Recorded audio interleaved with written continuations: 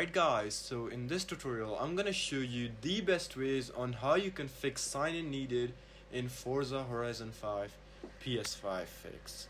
So it's actually very easy, just follow along these 3 steps and you'll fix it. So the first step is restart and update your PS5. So it's the most common fix. It literally takes 5 minutes. What you have to do, fully power off PS5, not rest mode, wait 10 seconds and turn it back on. After that, settings, system software update and install any updates, and then confirm stable internet connection and then relaunch Forza Horizon 5. Outdated system software causes account sync failures, always update first. So try this out and see if it works. Now if it doesn't work, let's go for the second. Relink Microsoft account private browser. So works for most players. Use incognito or private window. Go to a private or incognito browser window on your PC or phone.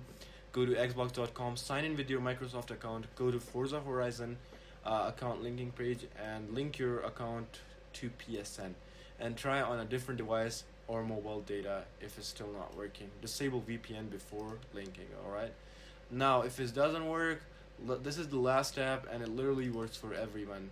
Restore license on PS5. It's official PlayStation fix and resyncs account data.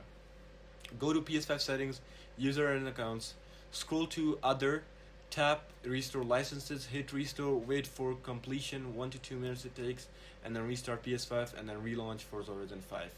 This resyncs PlayStation side account data and fixes error. Fix 1 and 2 miss. So try each fix in order. If 3 fail, contact Forza support at forza.support forzamotorsport.net, and the fix 1 is basically restart, fix 2 is relink, and then fix 3 is restored. But yeah, this is basically it. I hope this really helped you out. I'll see you soon next one.